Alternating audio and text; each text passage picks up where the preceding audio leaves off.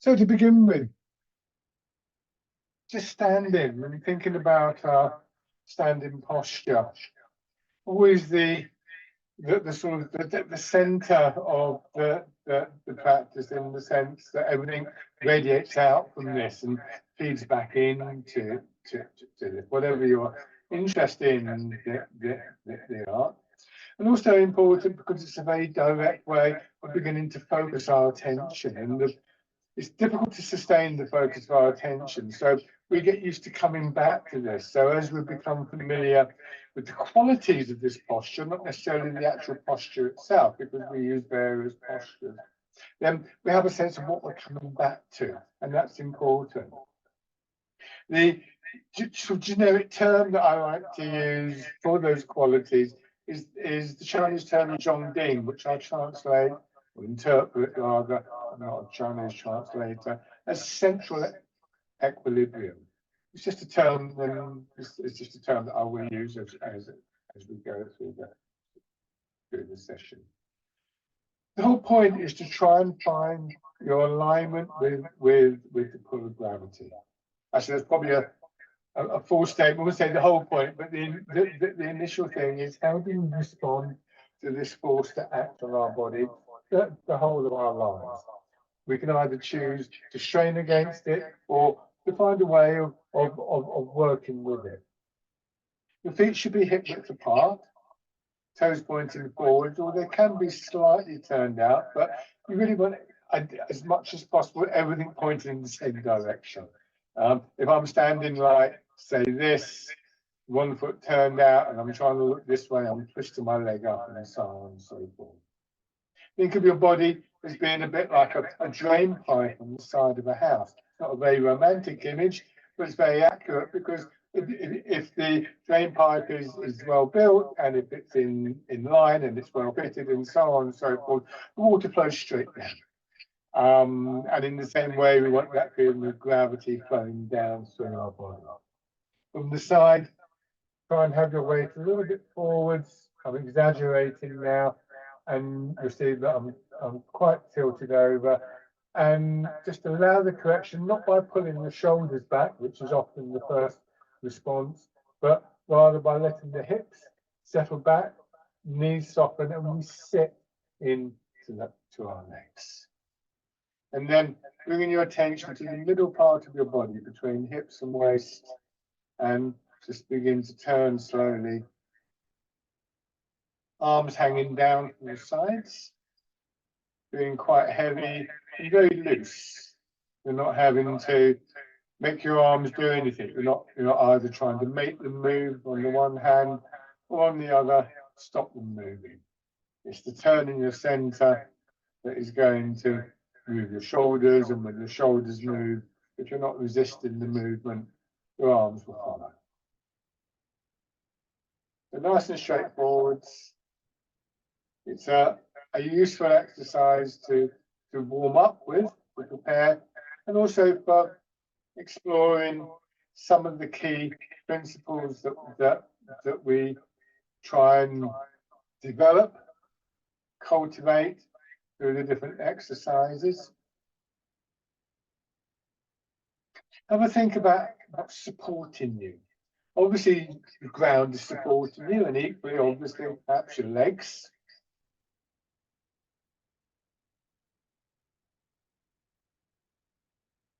Your upper back supporting the front of your upper body. So try and get a feeling of that front part of your upper body, including the rib cage, will be dropping slightly. That's quite difficult to do, so try not to pull your belly in. And one of the things that will help with this support is if you're in line with the pull of gravity. If I'm leaning over and I try and just say, for instance, release tightness in the side of my body, I'm going to fall over. So we want that awareness of the pull of gravity, the line of the pull of gravity. Think of it as like a plumb line. The sort of thing that people use to hang wallpaper with. You put something on the wall, maybe bang a nail in, you have a weight, and it pulls down, and then you can measure the wallpaper up against a straight line. Gravity is your plumb line. The other thing we want to think about in terms of how our body is supported is our skeleton. We often overlook this and work on the muscles and other parts of the body to stiffen them up to prevent us from collapsing. But our shape and our support primarily comes from within the body. And that's a little bit more going on there than simply the skeleton. But to start off with, it can be helpful if you think of the bones of your legs, the pelvis, the spine, and your ribs as being the things that give shape to your body, much the same way as if we see a garment displayed on a mannequin in a shop window. It's not the garment itself that is stiff, hopefully, in most cases anyway, but rather it's what's inside the mannequin itself that gives the shape and holds the garment up, and so on and so forth. Another thing about this posture with the hips dropping back is our center of gravity drops. And the lower our center of gravity, the more stable we are.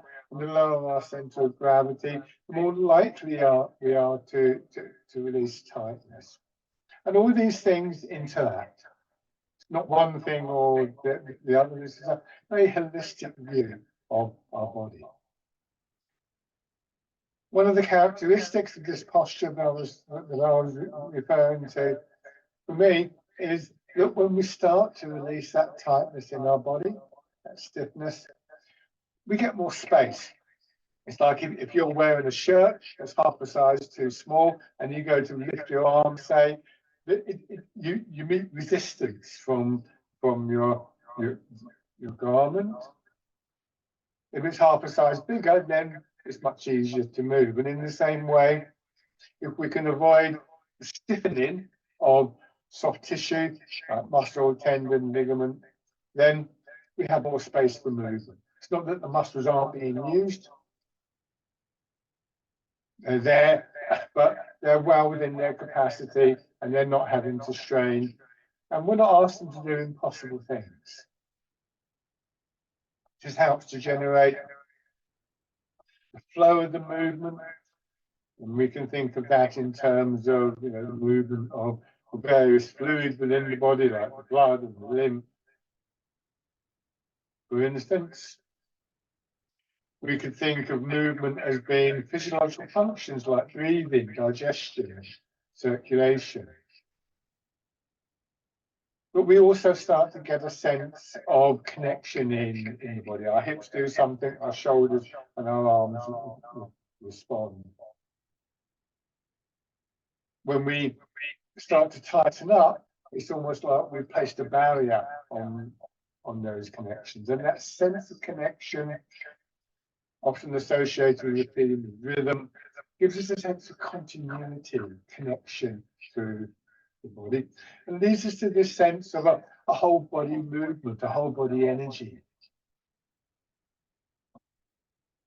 So you can see that just an adjustment to our posture, a change in how we view our posture and what we have to do to maintain it is the start of a series of steps that takes us to this awareness of internal energy, internal flow, and so on and so forth, amongst other things. It's by no means the only element that is cultivated.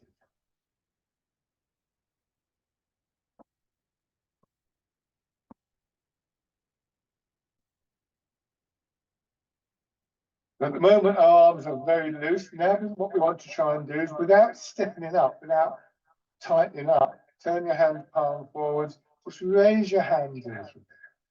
Get them in a comfortable position. They should be no higher than shoulder height. And from the side, you see they're slightly in front of my body. And finding a way to keep a sense of softness, a sense of suppleness in the big muscles of our arms, whilst maintaining a position, a shape. And remember, some of that positioning, some of that shape is going to have its origins not in the tightness of the muscles of your arms and shoulders, but in the bones.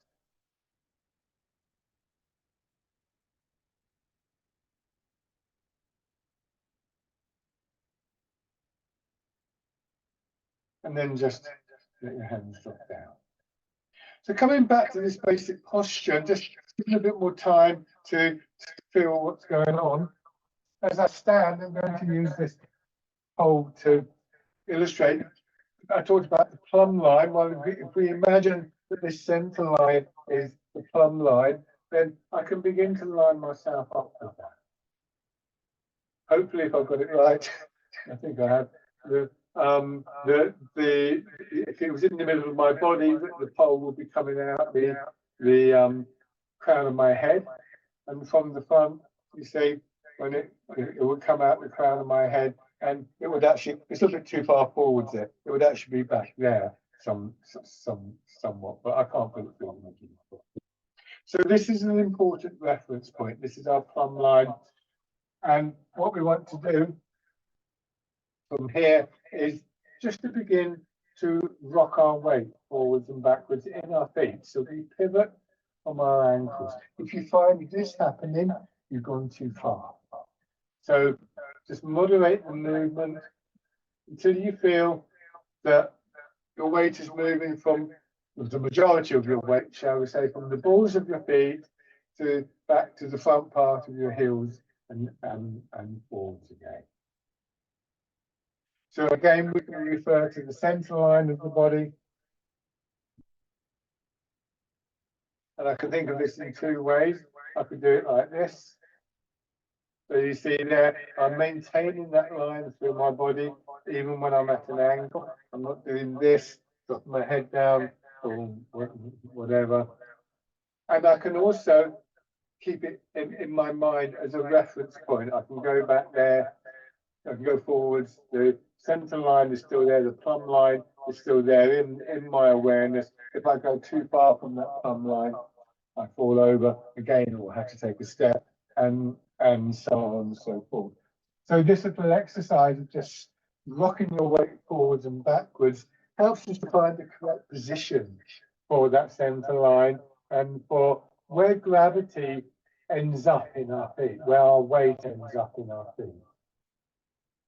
Traditionally, that would be just behind the ball of each foot, but it may be somewhere slightly different for you.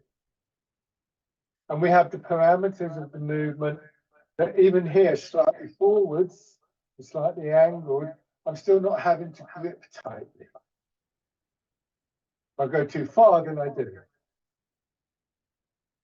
So once again, we have these various factors combining, and try and get a sense again of the bones of your legs, your pelvis, your spine in particular, just able to float forwards and backwards. Think of a plant floating in water, or a reed in the marshes being blown by the wind.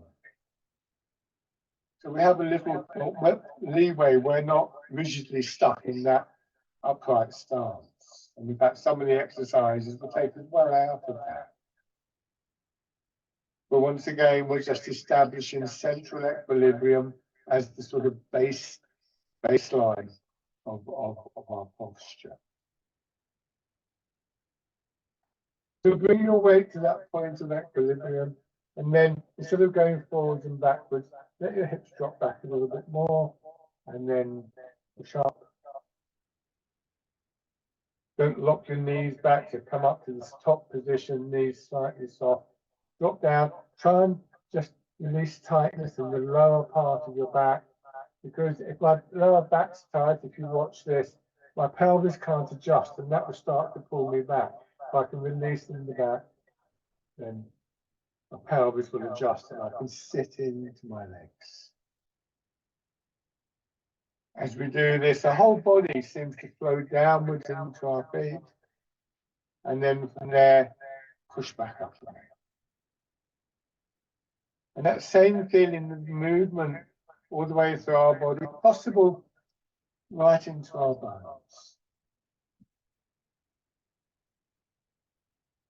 Sinking down, bringing the hands around as though you're cradling a ball. Push up, And let that movement push your elbows out. So the hands come up. Imagine them draped over the ball, sink down, pressing the ball down. You push up. So we have a cycle of movement that involves what we call yielding to the pull of gravity, allowing gravity to pull our hips down, not in a random way. If I just do this without any awareness at all, that I'll let gravity pull my hips down, I could go anywhere. Remember, there's that specific area that we want the weight to go to, like the drain pipe, feeding the water into the appropriate place. And also, the sinking down loads the legs, think of the legs like springs, or think of doing this in water. You drop down and you get pushed up. So yielding to the pull of gravity, aligning yourself with the pull of gravity and allowing it to move through you is one of the principal sources of movement of energy in the system.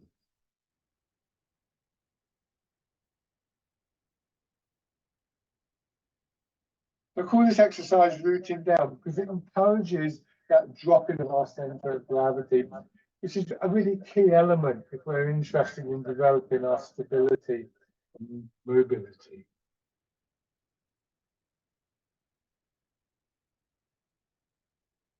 And it's also a good exercise to practice maintaining this posture as much as we can while we're moving.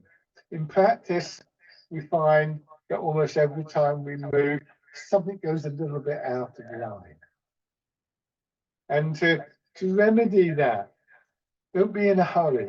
Let your weight sink. And just at the bottom here, take a moment to reflect on your posture. Notice anything that perhaps requires a bit of a change before you push up. This helps us to just establish a pace of movement that has a sense of stillness about it. I think of those moments of settling, like commas in a sentence. They only last a very brief moment in the end, once we're used to them. They just structure the sentence. A comma structures the sentence, but doesn't break the flow of it. You could do the same thing at the top of the movement. For me, it works better at the bottom and at the end of the contracting stage, but if it works for you at the end of the expanding stage as well, then that's fine.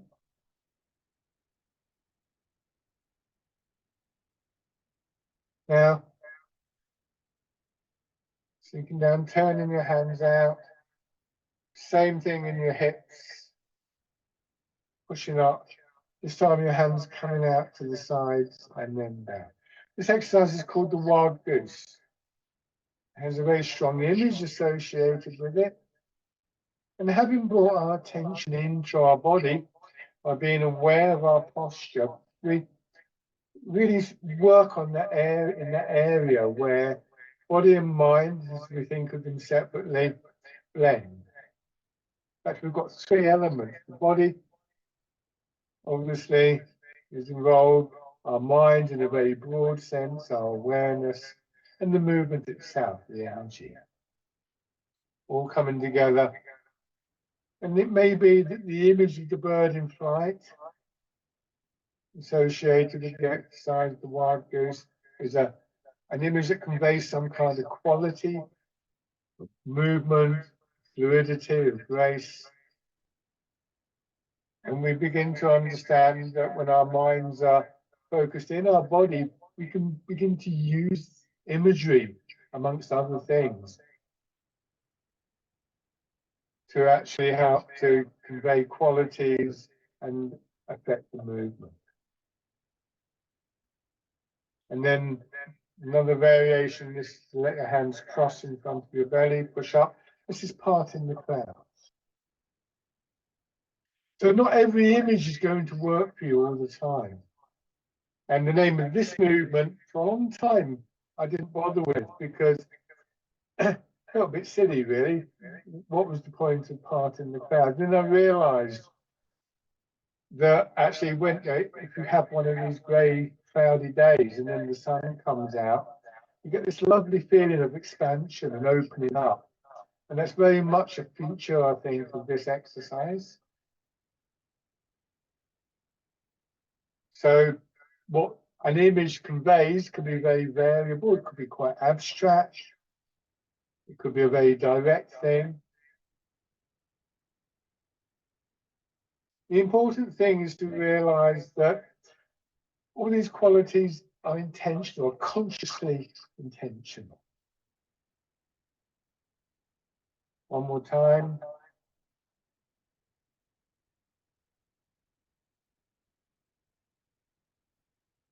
And then just on one side of the body, dragon plucks the stars from the sky, reaching up, not to the full length of your arm. Rotate as though you're plucking an apple or something off a tree and pull down. At the end of the movement, your attention migrates across and on the other side. A kind of feeling of lengthening through one side of the body and then a contraction. And again, just switching your attention to the opposite side. A lengthening. So we've just entered the year of the dragon, of course. And so we've had plenty of opportunity to see image of the dragon as it's represented in East Asia. This very slender serpent-like creature, somewhat different to the Western dragon in our own culture here in England. So this, again, this feeling of extension, not stretch and extension.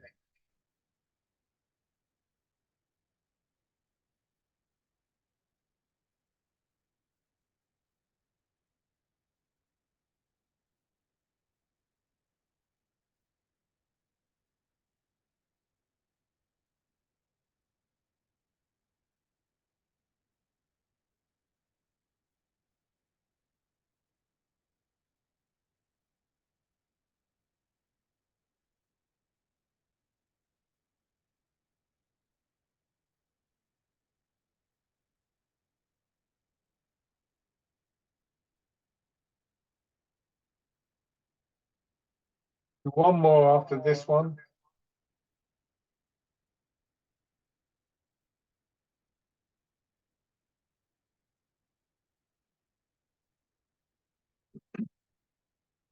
And come back to this posture with your hips just settling back a little bit. A gentle curve in your knees. This will be very strong in the muscles of your legs, but it allows that free movement of gravity down through your body and necessarily, therefore, stimulates this upward energy that comes from the ground and through our legs. We try and maintain that, this time bringing your hands to your sides. So we'll just do the first and the last of this next set of movements. Bring your hands around with the lengthening through your back, pushing your hands up just a little bit above your head, and again, a little bit in front of your head. Bring your hands back down, contracting. Take time to let your hands come back to the starting position. Try not to rush that. And then lifting your hands, just drop your elbows so you end up pushing out. And back, hands are just below shoulder height. Just alternate those two movements. Again, your back lengthening.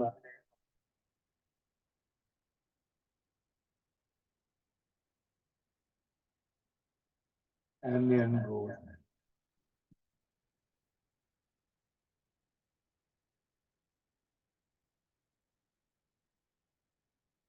Try and keep it again as a nice steady rhythm. And recognize that we often speed up on the contracting stage. Try not to do that.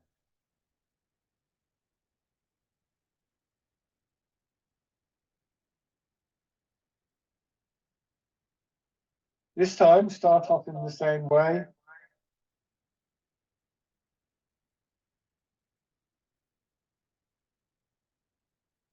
And then this, as you push out, turn a little bit in your hips. It's a small turn. And then back, so you're turning around that center line that I demonstrated earlier. Turn the other way and come back. And then face forwards and push out. This is pushing in 4 directions. This brings your attention directly to the center part of your body, that area again between hips and waist. And it's the area that is dropping towards the ground. Excuse me. And it's the area that directs your arms. When you turn in the center, your arms change direction. We're not twisting our shoulders, we're not twisting our back. And it's a relatively small turn in the center of the body. It builds as it goes through your body quite naturally. And one of the images for that center part of the body is that it's like the hub of a wheel. You imagine something like a bicycle wheel with the spokes radiating out. You turn the hub of the wheel, maybe, I don't know, a couple of millimeters, and you are able to measure how far the opposite end of the spoke on the rim of the wheel move. You'll find that the end by the rim would have moved further than the end attached to the hub. So the movement, the range of the movement and the energy of the movement will build from the center of the body. So it becomes a very important point of focus for us. We gradually cultivate that over a period of time. We're literally moving from our own center.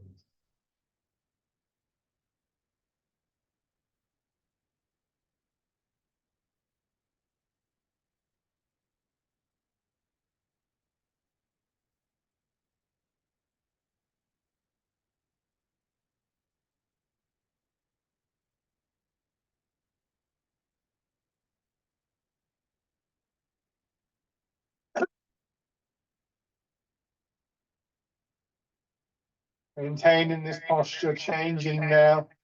Your hands drop down. Again, focusing on one side and the expansion, pushing your arm out. Draw your fingers back a little bit. Your hand curve up to the point where it's again just above your head, in line with your nose, straight down. It's a similar feel to the earlier exercise, dragon plucks the stars from the sky, but with this rotation outwards in your shoulder joint.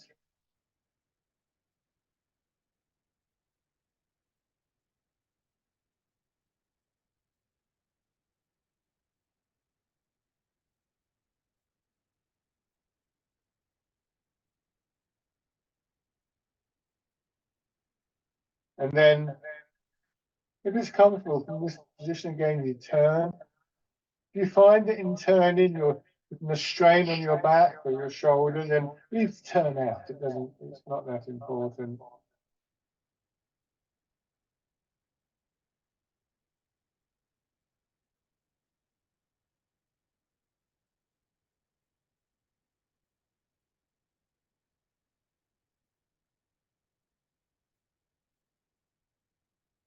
After this one, we're going to change sides.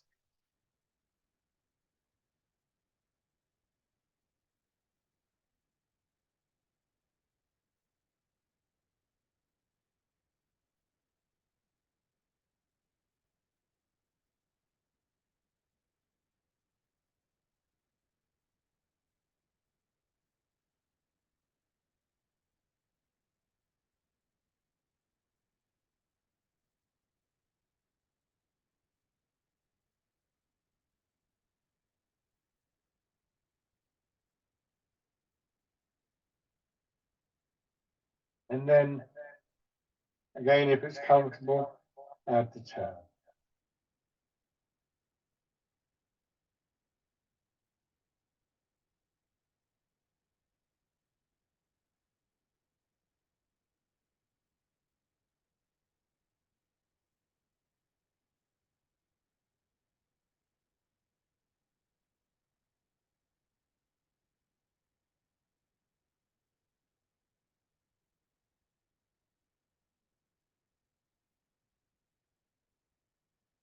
Just let your arms drop down. Now earlier we did this little rocking exercise here. And I was saying don't sort of lean, don't bend. I'm going to change that now. Again, bringing your attention once more to the center part of the body. We've been doing the horizontal rotation there, but now think of it rotating vertically. Push your hips back a little bit, and then let gravity pull them down. And notice what that does to your head and shoulders. When your hips go back, you go forwards a little bit, and gravity is allowed to pull your hips down. The head and shoulders come up very smoothly. So what we've got now is going back to the center line is a movement that says that I can angle forwards with my upper body so long as my hips go back. I drop my weight down as well. And then to come upright, it's not straining in my shoulders, it's allowing my hips to drop. If I try and lean forwards this far away from the center line without pushing my hips back, I'm going to once again succumb to the pull of gravity. So we're going to use this movement in 2 exercises. So sink down. Be very careful here of your knees and your back. I will demonstrate quite big so you can see what I'm doing, but it doesn't have to be big. Come up a little bit like the earlier exercise, the wild goose, but then from this position, I sink down, my hips go back, head, shoulders, and now hands go over, hands drop down, hips dropping back, feeling your head floating up, and start all over again. This is called rowing a boat in the middle of the lake.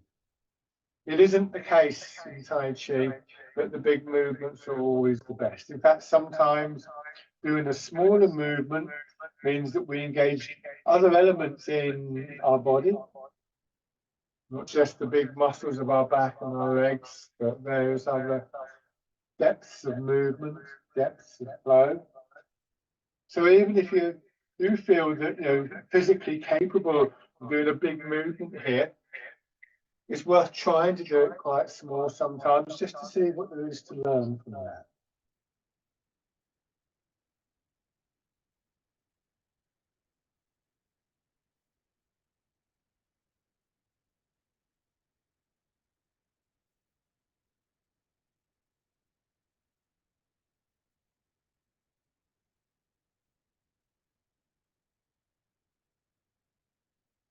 One more time.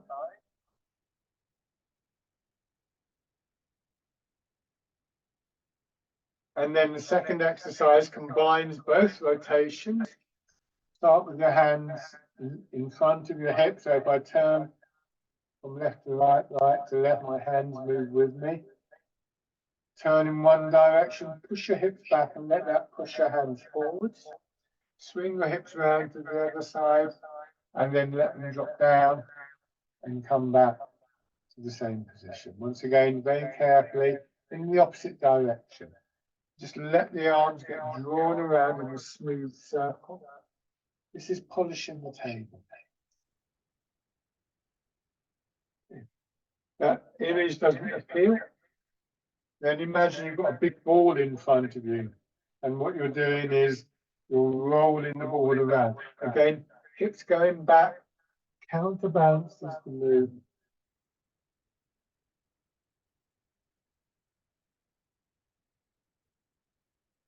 If I simply try and do this, then I start to get pulled forwards.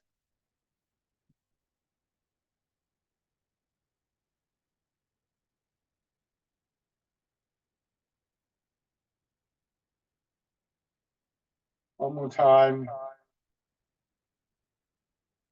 And just come back to standing and see how this posture feels now. Just to remind you, weight a little bit forwards. I would say 70% of your weight in the front half of your feet. And that slight feeling of being angled, just as we've done in the previous exercise, neutralized not by straining in our back and our shoulders, but by allowing the hips to drop back and the knees to soften. Don't strain in your knees, just let them relax and you will be very strong in the muscles of your legs. This will bring you to an upright position. We're looking ideally to have shoulders in line with our hips.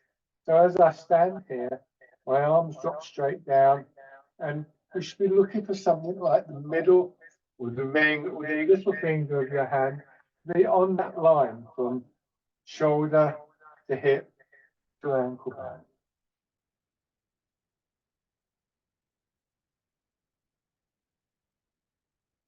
And shake out.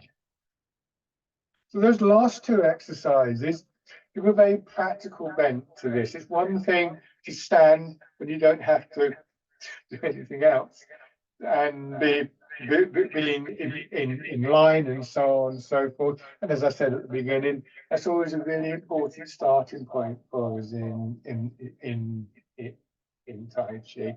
But we don't spend all our lives standing upright. We lean forwards to pick something up. We lean forwards to to wash up for all sorts of reasons. And so we learn how to maintain the equilibrium of the body in those circumstances. And we learn that the key area again is this area between hips and waist, well, between pelvis and waist. An area sometimes referred to in Tai Chi as being as the lower Dan Qian. And again, it's this area that drops.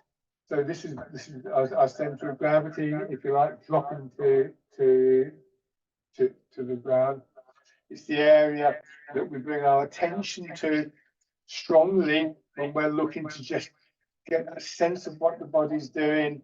And also in one of the great benefits of Tai Chi, to literally redirect our thoughts inwardly, so that if we're in a situation where for one reason or another, we feel a bit stressed or something like that, then we can redirect and start to relieve at least some of that stress. It's not going to magically change the situation, but my first teacher used to tell us we'd find ourselves standing like this in the supermarket queue, and those situations where you're looking at your watch and you want to rush on, actually you can settle and a little bit. You're still in the queue.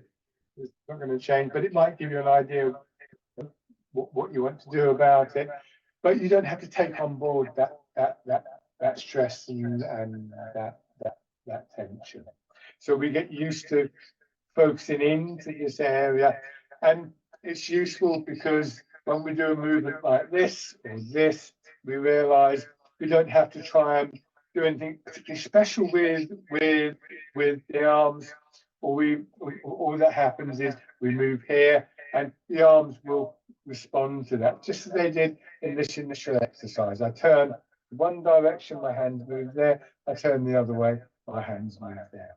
So it's a useful point of the focus of our attention, and it's one that is worth coming back to. It also has an influence on breathing.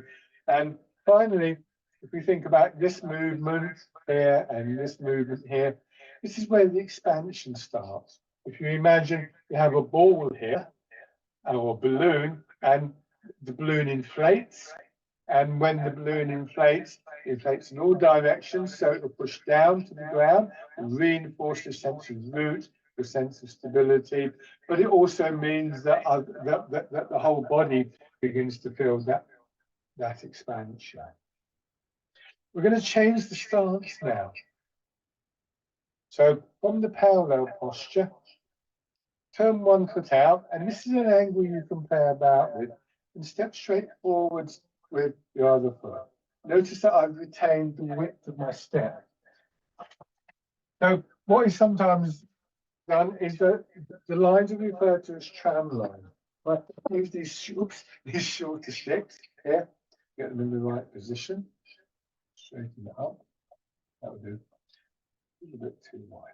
So, for instance, if my hip width, and there's some we can play about with hip width. It could be here, it could be here, it could be here, depending on my hips and what works best for me. It's not going to be here, and it's not going to be here. But you can see there, let's call that hip width. When I step forwards, I turn one foot out. When I step forward with the other foot, it goes there. It doesn't go there. Now it would be like I'm trying to balance on that stick, which is not very easy. Here I've retained the width of the step, and the length is about the same. So it's not a particularly long stick. Let me just get rid of these. So imagine that, or if you happen to be practicing or in a room where maybe you've got tiles in a line or floorboards in a line, you can use those as a reference point. But the thing is to try and get used to stepping into this. Again, letting your weight drop, and now just beginning to move your weight. I said earlier, you can say you've got a ball or a balloon here. Imagine you're sitting on the ball and it's just rolling forwards and rolling backwards. So we're learning to move our weight, to keep our center of gravity low, keep our stability, and to maintain the upright quality of the body. Once again, we illustrate with the long pole. I go from here to here. What I don't want to do is this.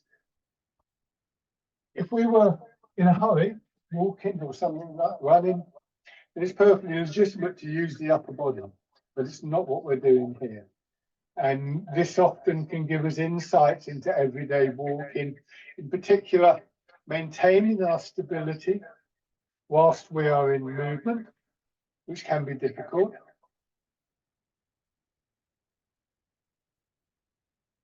And being clear about where the weight is going, the weight transfer. If I send my center of gravity in that direction, I'm going to fall over. If as I go forwards, I lean, I'm going to fall over. And as I said, if you were running for the bus, not a bad idea. But take that to an extreme without this being a factor. And you can easily see how you will begin to lose that stability. So an important thing to be aware of is where your weight is going. Going ideally into the front half of each foot. That's quite a precise movement. Another thing to be aware of is, again, this feeling of dropping through your hips, lower back, buttocks. Slight feeling of overhanging in that area.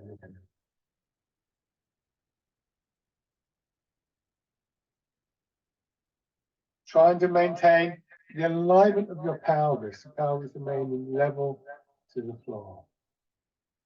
This is arguably one of the most important exercises that we do in Tai Chi.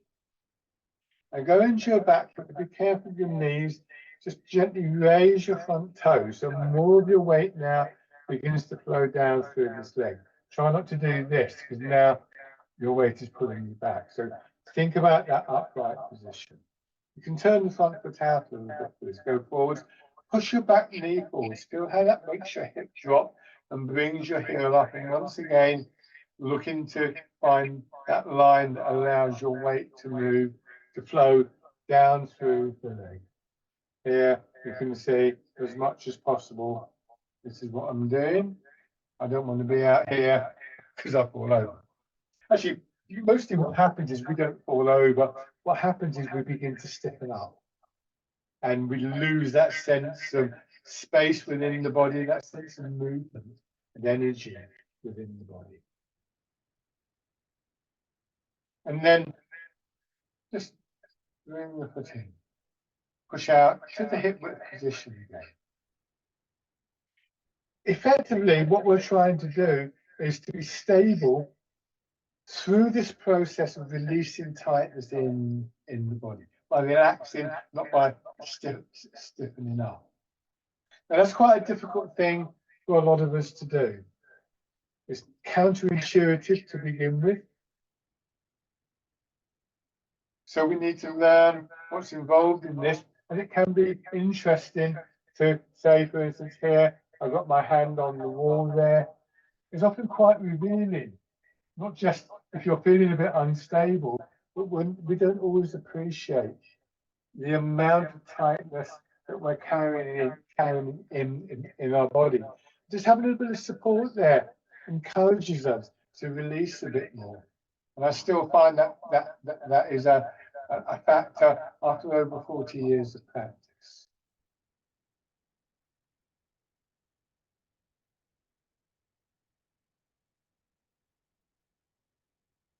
Shake out. On the other side, so start in this basic position, sometimes referred to as the Wu Chi or original position. Turn the other foot out, step forwards, think about those lines, or just have a look down. And once again, transferring away. Given a moment, remember, we have this punctuation mark, the comma. When I arrive on the front leg, I don't go immediately back. I just look for a few moments, a split second of settling. Then I feel the pushback. Same thing here. So this exercise, again, is a very practical exercise. Excuse me, when I get it wrong.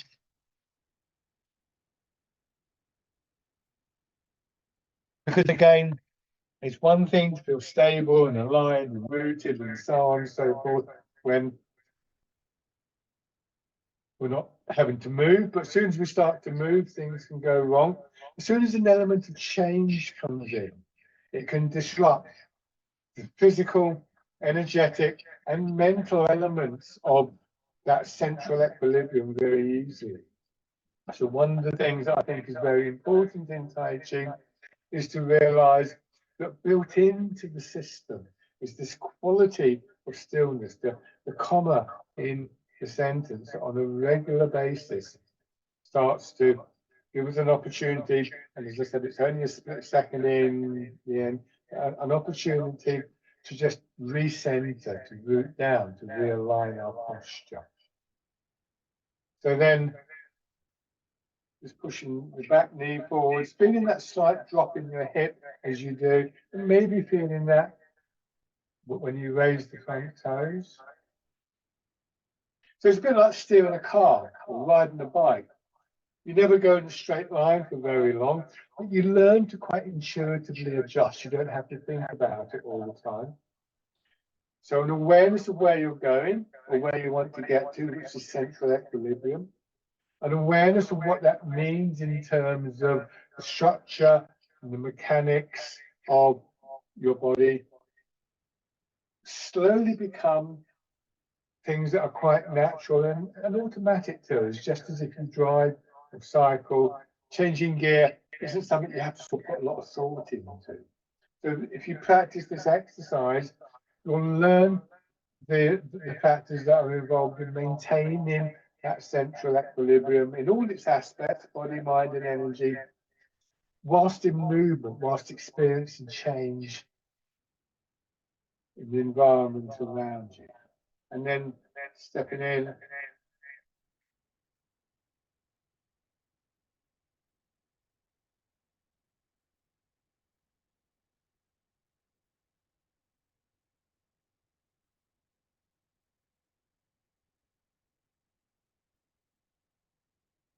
My foot swings outwards as well to keep the width of the step.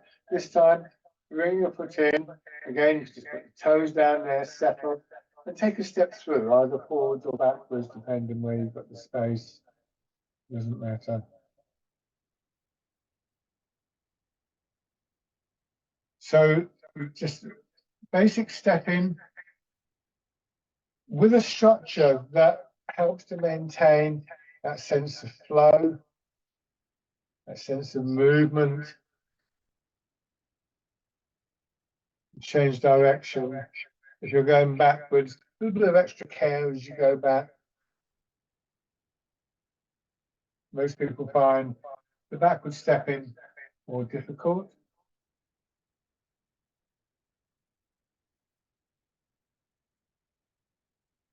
Now, shake out. Have your right foot forward, so mirror my movements. Then we bring our arms and upper body back into the movement. push your weight forward, leave your hands behind for a moment, then let them follow through. Go back, leave the hands behind, and let them follow through. Imagine you're doing this in water, so it's the water holding your hands back. And this is a movement called fisherman cast net. I often think of just rolling a carpet out on the floor or something like that. Very simple exercise, encapsulates so much of what's happening in Tai Chi. Cast your mind back to the start of the session when you were rocking forwards and backwards, and describe the skeleton floating in the body, that swaying movement. Can you bring some of those qualities back into this exercise?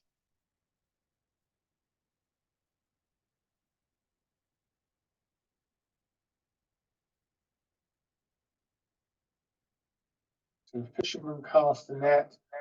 This time, as you go back, turn a little bit to your left. Draw your hands across. This is how they curve down and up. And what we're going to do is we're going to take that curve, do an expansion through our body, pushing our arms up, go forwards and turn, bring the hips down, the hands down to the hips, I beg your pardon. So we have this sort of sideways figure of eight, or what some people like to think of as the infinity sign.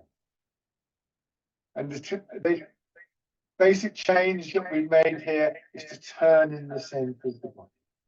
I described that. Your arms following your shoulders, the shoulders following the movement of your hips and your waist.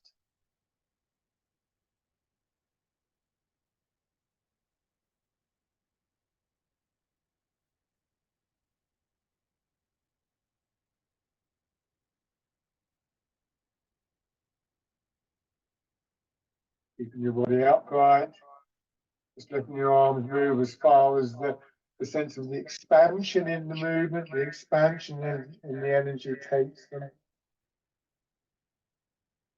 And then let's try that on the other side. So have the other foot forwards, hip width across your feet. First of all, fisherman casting in. See if you can get a sense of that movement from your back leg up through into your spine and then out through the front of your body, like a wave flowing forwards.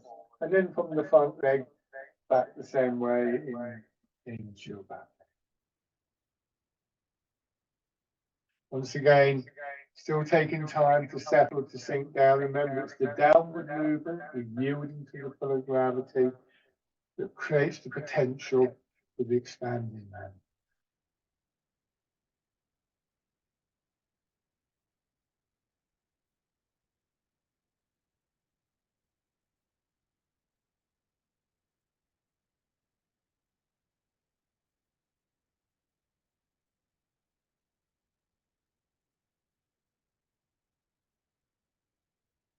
And then add the turning.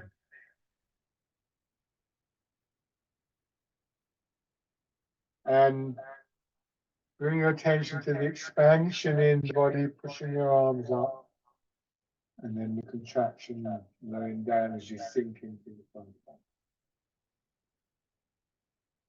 Feel the push from the leg that you're sitting into, rising up through your body. Not necessarily, or not in this instance, pushing your hips up, but rather flowing through your body, like the drain pipe in reverse.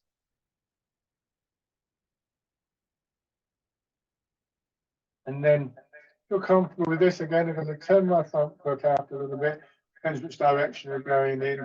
Bring the empty foot in, step forwards as you raise your hands, go forwards.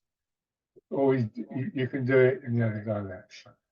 Be aware of your posture as you do this, and if you're comfortable with this, you can even raise your knee. If you find that that's a bit stressful or you're wobbling around, you just stay with the toes down. It's not a major part of the exercise.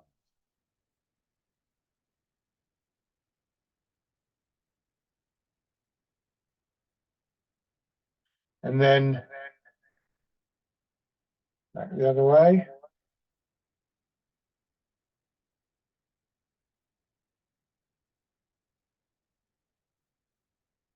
So learning to maintain central equilibrium, what is actually quite a challenging exercise in many ways.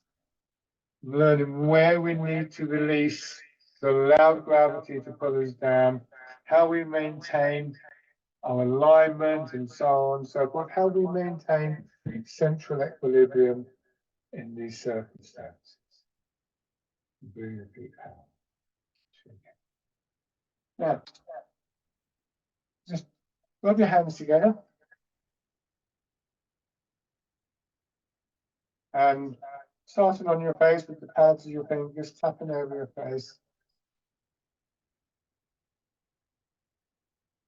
And then over your head and neck.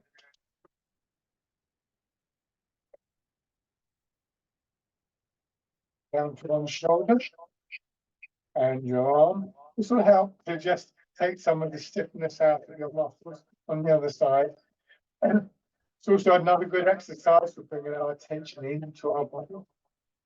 And land onto your back. Lay the light, just covering as much of your back as you can do comfortably. And then around your hips. Down the outside of your legs, not the inside. Nice and light on your belly. And onto the upper part of your chest. And then our final exercise, I mentioned a couple of times, this idea that we take time to come back. The exercise is called Embrace Tiger, Return to the Mountain. And for me, the image of the mountain really represents these qualities of central equilibrium.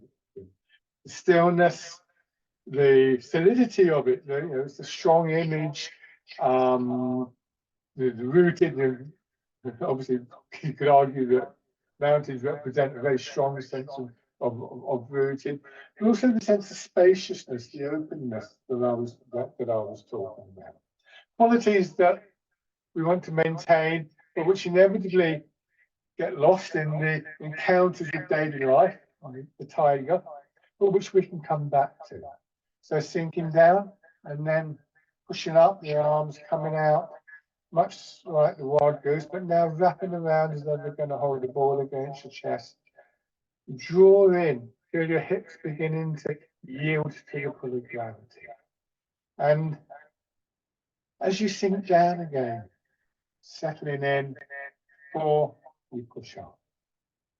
So just observe what's going on in your body, your mind, and try and get a sense for what it is that brings you back to the mountain. When you're standing in the supermarket queue or whatever that point of frustration is, what would be most helpful for you to remember, to recall, to give you the sense of the mountain just for a fleeting moment?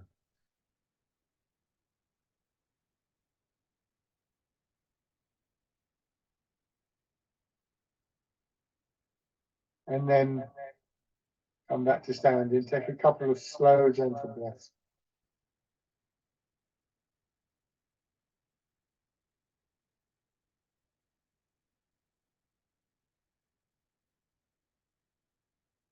And shake out. Lovely. Thank you very much for coming along, everybody, watching, or whether you're live or on YouTube. So the session will go up on YouTube later if you want to repeat it. In the meantime, enjoy the rest of the day. It's quite sunny outside still, I think. So if you get a chance to get out, have a go. Thanks very much, everybody. Bye-bye.